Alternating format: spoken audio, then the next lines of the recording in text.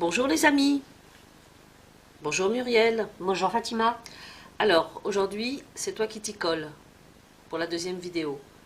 Donc tu vas nous faire une petite vidéo toujours sur les vacances pour notre petit livret d'été. Et là tu nous proposes de faire le point, de profiter de ce moment de vacances, de ce moment de détente pour faire le point, en nous posant les bonnes questions. C'est exactement ça. Alors je te laisse, à toi de jouer. Alors bonjour les amis. Toute l'année, vous vivez à 80 à l'heure. Vous et les enfants, vous préparez, les conduire à l'école, prendre les transports, le travail, les courses, etc., etc. Le stress quoi. Stop. Alors en vacances, le rythme est bien différent. Parce que vous avez toute la journée pour faire tout ce que vous avez envie de faire. Il y a moins de contraintes. Et justement, c'est le bon moment pour se poser. Alors pour commencer, prenez le temps. Ralentissez. Observez ce qui vous entoure. Respirez. Faites le plein d'images, de sons, de parfums, de sensations. Si vous êtes en vacances au bord de la mer, levez-vous un peu plus tôt que tout le monde. Allez marcher quelques minutes sur la plage, juste quelques minutes.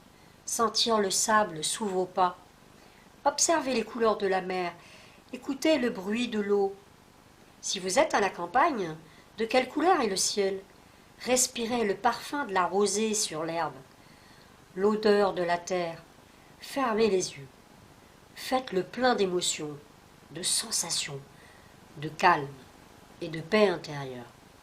Je vous le dis mes amis, ça vaut tout l'or du monde. Conservez cette habitude et revenez nous en parler. Je vous raconte une petite histoire. Une année, je partais avec mes 2 enfants en Vendée. Nous nous sommes arrêtés sur une aire d'autoroute pour y déjeuner et nous reposer. Au moment de reprendre la route, mon regard s'est porté sur le bord du trottoir et nous avons assisté, les enfants et moi, à un curieux manège. Une colonie de fourmis portait sur son dos des morceaux de chips tombés d'un sac de précédents voyageurs. Elles avançaient tranquillement en colonne et portaient au moins 3 fois leur poids. Pourquoi est-ce que je vous raconte ça? Les enfants ont grandi, ils sont parents à leur tour.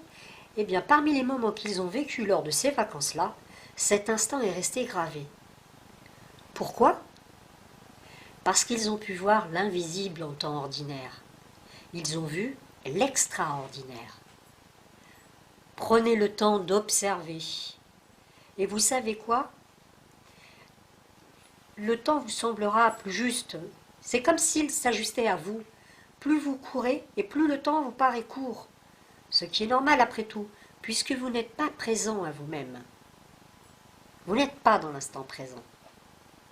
Pas besoin d'y passer 1 heure, 5 minutes. Accordez-vous juste un instant en conscience. Je vous le dis, ça change la vie. En tout cas, ça changera aussi votre journée. Vos batteries seront chargées à bloc.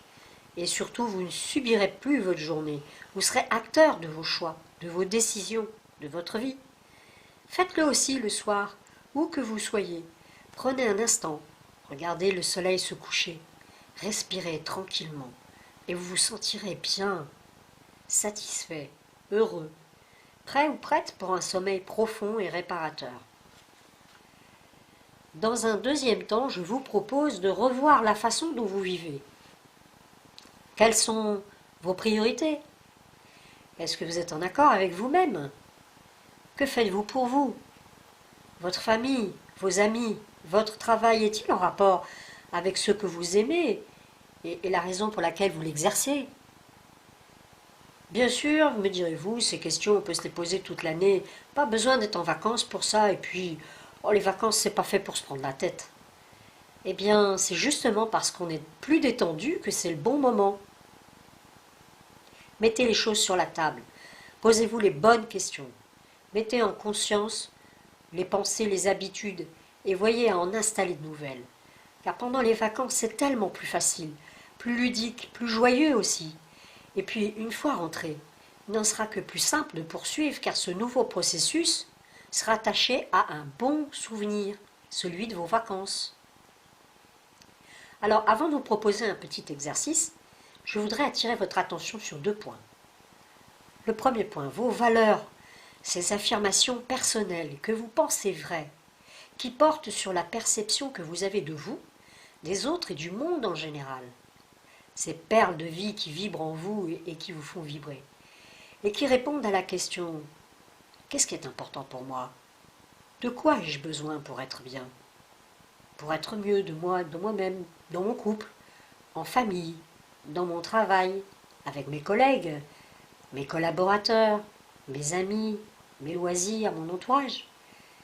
Et puis, de quelle manière formulez-vous vos questions? Savez-vous qu'une question bien formulée vous apportera la réponse la plus adaptée à la situation? Comment ça? Eh bien, quand je pose une question, mon cerveau se dirige directement sur une réponse. S'exercer au questionnement permet à notre cerveau d'aller chercher la meilleure réponse possible.